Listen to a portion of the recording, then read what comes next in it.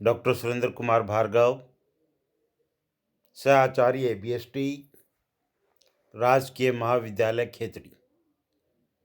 My dear students, cost counting में आज उपरी के चैप्टर में अपना जो चर्चा का विषय रहेगा उसका टॉपिक है मशीन घंटा दर विधि, मशीन हावर रेट मेथड। एक इम्पोर्टेंट टॉपिक है और इम्पोर्टेंट टॉपिक ही नहीं, यह परीक्षा की दृष्टि से भी अति महत्वपूर्ण है। तो इससे आप ध्यान से सुने और समझने का प्रयत्न करें। मशीन घंटा दर विधि, उपरियों के अवशोषण की इस विधि का प्रयोग उस समय उपयुक्त रहता है जब अधिकांश उत्पादन कार्य मशीनों द्वारा किया जाता है। मशीन घंटा दर का अर्थ होता है कि सामान्य रूप से किसी मशीन को 1 घंटा चलाने पर कितने उपरिव्यय होते हैं। क्योंकि प्रत्येक घंटे के उपरियों की प्रत्यक्ष रूप से अलग अलग जानकारी संभव नहीं होती, अतः एक निश्चित अवधि के उपरियों के आधार पर इसकी गणना की जाती है। इस प्रकार एक निश्चित अवधि मासिक, त्रैमासिक या वार्षिक आदि के उपयोग की राशि में उसी अवधि के अनुमानित कार्य घंटों का भाग देकर मशीन के घंटा संचालन की अनुमानित राशि ज्ञात कर ली जाती है। और इसका सूत्र इस प्रकार से है, वो है ये आपके सामने है। Machine hour rate equal to total overhead of machine upon normal machine hours. किसी उपकार्य की लागत में कारखाना उपरिव्यय की राशि का अवशोषण करने के लिए उस उपकार्य के लिए प्रयुक्त मशीन घंटों को उपरोक्त दर से गुणा कर दिया जाता है।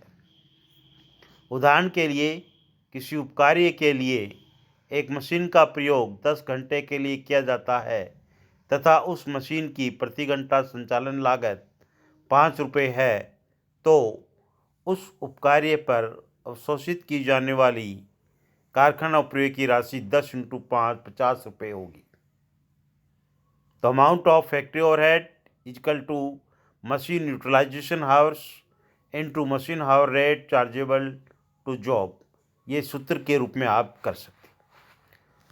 अब है बात मशीन घंटा दर की गणना के लिए किन तथ्यों को ध्यान में रखना चाहिए। इन तथ्यों के संबंध में जानकारी इस प्रकार से है। इसको तथ्यों को 3 भागों में बांट देंगे अपन। स्टैंडिंग चार्जेज, स्थायी व्यय, मशीन व्यय और सामान्य कार्यशील घंटे, नॉर्मल वर्किंग हावर्स। फर्स्ट लेते हैं अपन स्थायी व्यय, स्टैंडिंग चार्जेज। ये व्यय संपूर्ण विभाग के लिए किए जाते हैं तथा इनका मशीन के प्रयोग से संबंध नहीं होता।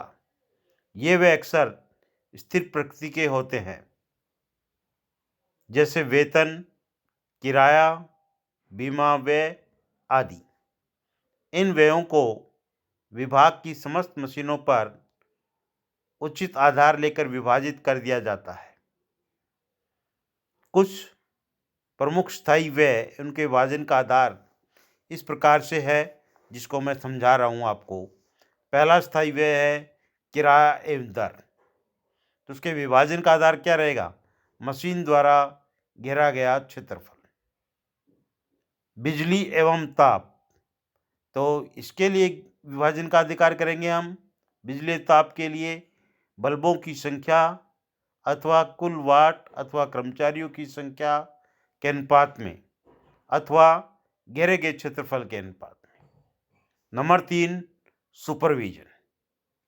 सुपरविजन के विभाजन का आधार रहेगा प्रेषक द्वारा प्रत्येक मशीन पर दिया गया समय अथवा श्रमिकों की संख्या के अनुपात में।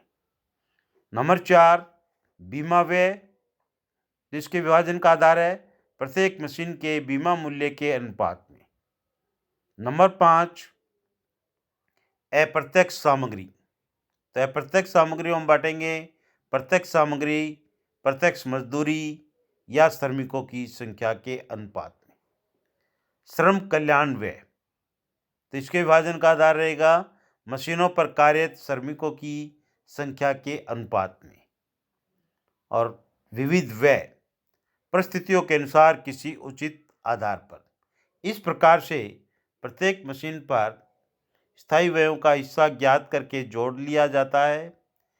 इस योग में मशीनों के सामान्य कार्यशील घंटों का भाग देकर स्थायी उपयोग के लिए प्रति घंटा दर ज्ञात कर ली जाती है। दूसरे अब नंबर पे आते हैं मशीन व्यय, मशीन एक्सपेंसेस। ऐसे व्यय जो मशीन के प्रयोग के अनुसार परिवर्तित होते रहते हैं तथा प्रत्येक मशीन के लिए अलग अलग दिए हुए हों, मशीन व्यय कहलाते हैं। जैसे harass, repairs and maintenance, power आदि। इन सभी व्ययों का योग करके मशीन के सामान्य कार्यशील घंटों का भाग देने पर मशीन व्ययों की प्रति घंटा दर ज्ञात की जा सकती है। परंतु व्यवहार में प्रत्येक मशीन व्यय की राशि की अलग दर ज्ञात की जाती है और इनकी गणना इस प्रकार से की जाती है। पहले लेते हैं अपन ह्रास, डेप्रीशिएशन। सामान्य ह्रास की प्रति घंटा गणना मशीन के शुद्ध मूल्य में मशीन के जीवन के कार्यशील घंटों का भाग देकर की जाती है और इसका सूत्र इस प्रकार से है: depreciation per hour is equal to cost of machine minus scrap value upon total working life of machine in hours. परंतु कभी कभी प्रश्न में वार्षिक ह्रास की दर दे दी जाती है। ऐसी स्थिति में वार्षिक ह्रास की राशि में उस वर्ष के कार्यशील घंटों का भाग देकर ह्रास की प्रति घंटा दर ज्ञात कर ली जाती है। आगे चलते हैं। नंबर 2 पे आता है रिपेयर्स एंड मेंटेनेंस।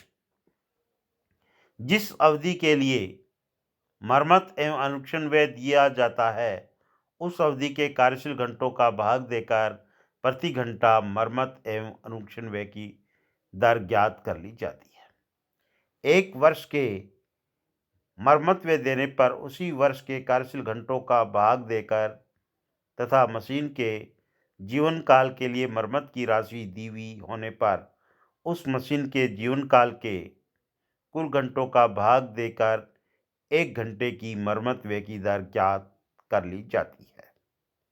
तीसरा आता है पावर एक्सपेंसेस। पावर एक्सपेंस ऊर्जा संबंधी व्यय या तो मशीन में लगे हुए मीटर से ज्ञात किए जा सकते हैं अथवा मशीन की अश्व शक्ति हॉर्स पावर के आधार पर ज्ञात किए जा सकते हैं। किसी भी अवधि के ऊर्जा व्यय में उस अवधि के कार्यशील घंटों का भाग देकर ऊर्जा व्यय की प्रति घंटा दर ज्ञात की जा सकती है। सी सामान्य कार्यशील घंटे, नॉर्मल वर्किंग हावर्स।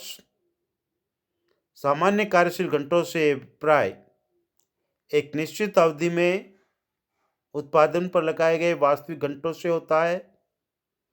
सामान्य कार्यशील घंटों की गणना करने के लिए इन तथ्यों को ध्यान में रखना चाहिए। नंबर 1, मशीन की देखभाल में व्यतीत किए गए समय को कुल घंटों में सामान्यतया घटा दिया जाता है। नंबर 2, मशीन सेट करने का समय यदि साधारण है तो इसे उत्पादन समय मानते हैं तथा कुल समय में घटाते नहीं हैं। परंतु यदि यह समय अधिक हो और अनुत्पादक माना जाए तो घटा दिया जाता है। नंबर 3, कार्यहीन समय अनुत्पादक समय होता है और उसे सामान्यतः घटा दिया जाता है। कुछ प्रबंधकों की राय है कि यद्यपि कार्यहीन समय अनुत्पादक समय है, अनप्रोडक्टिव समय है, परंतु नियंत्रण के उद्देश्य से इसकी लागत अलग से ज्ञात होनी चाहिए। ऐसी दशा में इसे कुल घंटों में घटाते नहीं, ताकि इसकी लागत अलग से ज्ञात हो जाए। अब इस मशीन हावर रेट के गुण क्या हैं? यह विधि आदर्श में वैज्ञानिक है तथा जहाँ अधिकांश कार्य मशीनों द्वारा किया जाता है वहाँ यह विधि श्रेष्ठ रहती है। नंबर 2, इस विधि में कुशल और अकुशल श्रमिकों का ध्यान रखा जाता है। नंबर 3, मानव श्रम की जगह मशीनों से काम लेना लाभप्रद होगा या नहीं, इसका निर्णय इस विधि से किया जा सकता है। नंबर 4, इस विधि में मशीन के कार्य समय की जानकारी हो जाती है। नंबर 5, स्थायी एवं परिवर्तनशील व्ययों की दर अलग अलग ज्ञात की जा सकती है। नंबर 6, इस विधि के द्वारा विभिन्न मशीनों की परिचालन कुशलता की तुलना की जा सकती है। अब इस विधि के दोष क्या है? जहाँ उत्पादन कार्यों पर मानव श्रम का अधिक प्रयोग होता है वहाँ यह विधि उपयुक्त नहीं रहती। नंबर 2, अनेक वे ऐसे होते हैं जिनका मशीन परिचालन से कोई संबंध नहीं होता है। उस दशा में मशीन घंटा दर ज्ञात करना एक जटिल कार्य होता है। नंबर 3, उत्पादन कार्यक्रम की जानकारी पहले से न होने के कारण मशीन घंटा दर की गणना आसान नहीं होती। नंबर 4, कारखाने में छोटी बड़ी अनेक मशीनें होने के कारण मशीन घंटा दर की सही दर ज्ञात करने में कठिनाई आती है। ये था अपना मशीन हावर रेट कैसे कैलकुलेट करेंगे। इस जो मैंने थ्योरी बताई है आपको, जो वीडियो में समझाया है, उसके आधार पे आप मशीन हावर रेट के प्रैक्टिकल प्रॉब्लम आसानी से सॉल्व कर सकते हैं। ये अपनी आज की चर्चा का विषय था जो समाप्त हुआ।